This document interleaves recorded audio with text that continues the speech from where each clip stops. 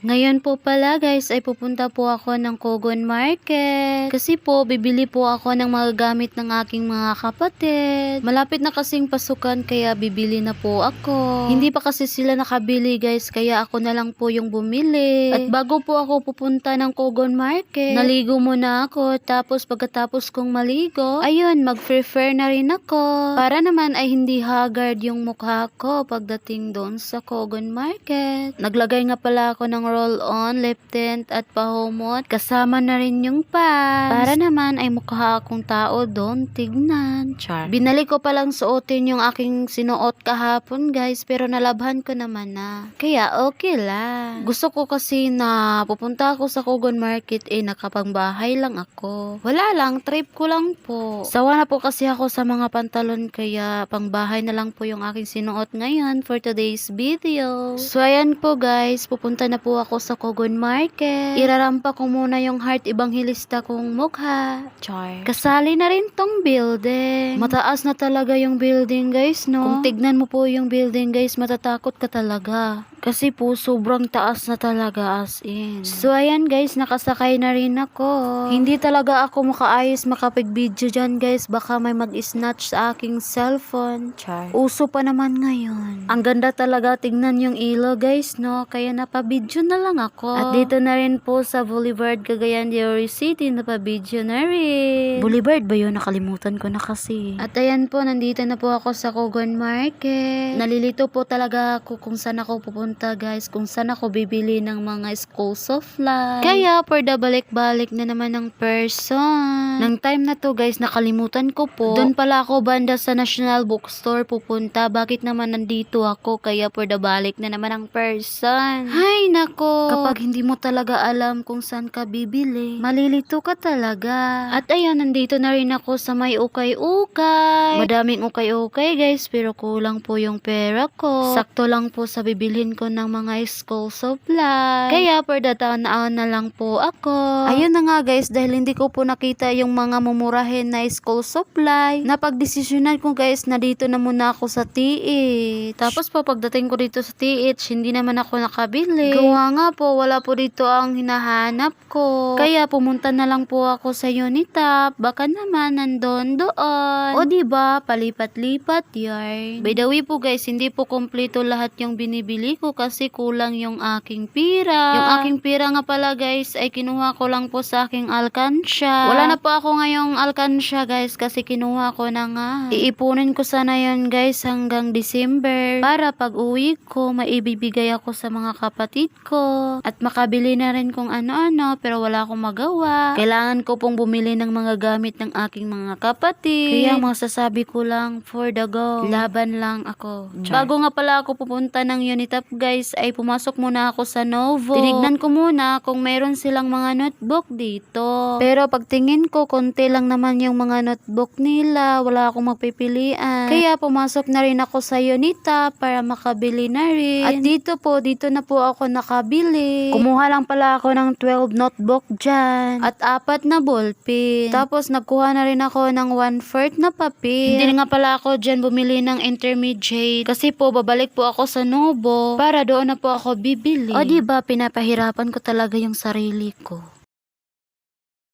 Nagmamahal na talaga lahat. Pero ako, kailan kaya ako mahalin? Agoy. Ay napagdahom ninin nga magparamdam pa to nimo. Dili na to magparamdam nimo, oy. Kung ako pa lang nimo ninin, may pagmamili na lang ka diha. Char. So ayan po guys, panay tingin-tingin po ako dyan. Baka naman may mura. O diba, naghahanap ng mura kasi kulang-kulang yung pera. 4 kasi yung bibilhan ko guys, kaya for the tipid talaga yung person ngayon for today's video. At ayan po, nandito na po ako sa cashier dahil magbabayad na po ako. Tapos bumalik po ako sa Novo. Doon na po ako bumili ng intermediate. Tapos nagulat po ako guys kasi may pa-freebie sila. Thank you po Novo. Happy po talaga ako guys guys, as pagkatapos ko nga doon sa Unitap guys ay pumasok muna ako sa Gaisano para naman makahanap ng another notebook. Magdagdag kasi ako ng 4 na notebook guys kasi po kulang po yung aking binili kanina sa Unitap, kaya napapunta na rin po ako sa Gaisano at umakyat na rin po ako sa 3rd floor. Nandun kasi yung mga school supply nila guys, kaya umakyat na rin. Pagkatapos ko ngang bumili, pupunta po ako ngayon sa aking kapatid kasi ibibigay ko po to ang aking nabili. Uuwi na kasi sila ngayong linggo, kaya ihahatid ko na lang po itong school supply para naman may gamitin sila. O diba, mindset pa. Napapagod na talaga ako sa kakaikot ko kanina, as in. Ay nako, pero laban lang.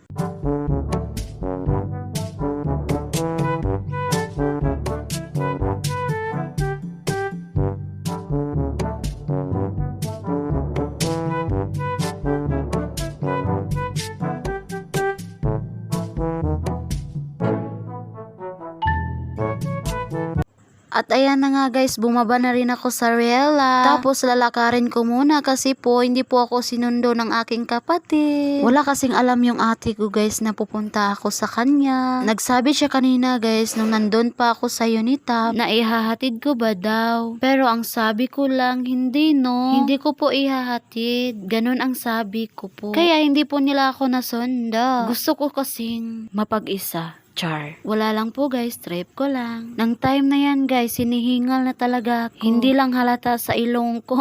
Char. At ayun, malapit na rin ako makarating sa bahay nila. Exercise na rin to sa akin kasi malaki na ako. Agoy, luuyan ni mo nininoy. Naong pa na, lubot. Tapos nakarating na rin. Akala nga nila kanina na sino yung kumato. Yung pagtingin ng kapatid ko at yung pamangkin ko. Parang kamukha ni Heart Evangelista. Charot! Nangandoy kaninin. Wala ra kakatunga ni Heart Evangelista. Pagkatapos nga guys, nagpahinga ako saglit. Tapos nagluto na rin kami ng ulam. Hindi pa kasi ako kumakain guys, kaya for the luto ang person ng kanton. 3 kanton pala yung aming lulutuin ngayon guys for today's video. Para naman ay hindi kami makulangan. O diba? Mindset ba? Kulba po ni diri ilang kalan guys buwang. Bud nga raman nila gas guys. High-tech na talaga ngayon ang panahon. May iba't ibang nalalaman na yung mga tao ngayon. Char. At ayan na nga guys, kumulo na kaya nilagay ko na po yung mga kanton. Bandang 1 na pala yan guys, kaya for the gutom na talaga ako dyan. Si ate talaga ang magluluto pero tinulungan ko na lang siya. Kasi po naghugas kasi siya ng mga pinggan, kaya ako na lang po yung nagluto. Yung anak niya kasi kailangan pa pagsabihan, nahugasan mo yung mga pinggan. Ay nako, kinura-kuraw ko muna guys para naman malambot na. At ayun, pagkatapos kong kurawin, kinuha na po ni ate. Tapos ang sabi ko ni ate, ate paano po to i-off yung kalan? Ang sabi niya, bidyuhan mo. Tapos nagulat ako, binasya niya po yung trapo tapos inilagay niya sa kalan. Ayun, patay ang kalayo. Na-off na. High-tech na talaga ngayong panahon. Ganon lang pala. At nilipat ko na rin sa ibang lagyanan para matimplahan ko na. Hihihi.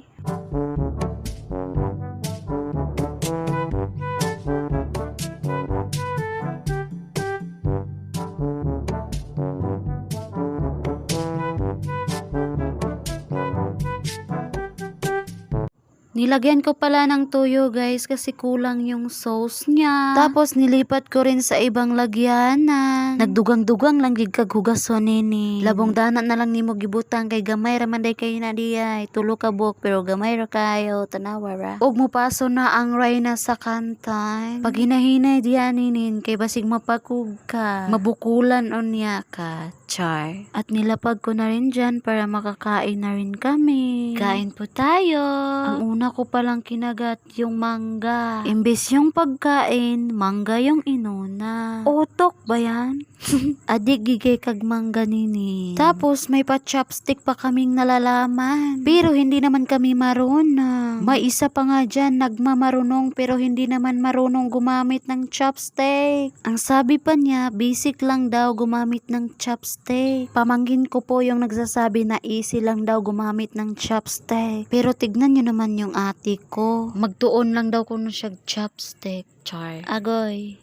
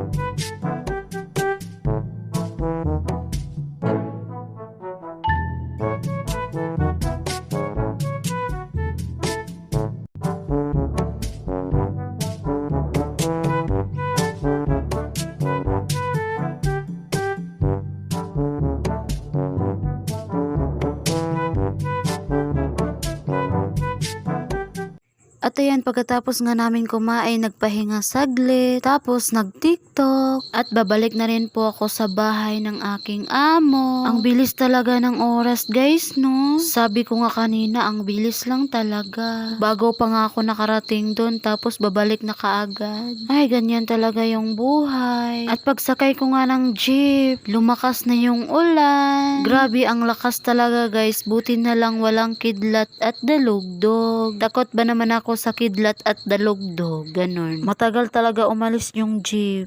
Gusto ko na talagang sumigaw na Darna guys para makarating na ako dito sa aking tinatrabahuan. Para naman ay hindi na ako maghintay. Char lang! At pagkarating ko po dito sa aking tinatrabahuan guys ay kumain muna ako ng mani. Kasi po nagugutom ako kaya kumain lang ako ng mani. At yung dalawang aso guys ay nandito nga sa aking tabi. Inilipat kasi sila ng pwesto guys kasi umuulan. Dinatali pa kasi sila guys, gawa nga po. Hindi pa po tapos yung pinapagawa dito. Kaya po datali muna sila. Ganon. Guys, kung hindi naman kayo nakasubscribe sa aking YouTube channel and follow to my Facebook page, please like and share naman guys. Thank you so much. Paano ba yan guys? Hanggang dito na lang. See you next vlog. Salamat po sa panonood. Bye bye.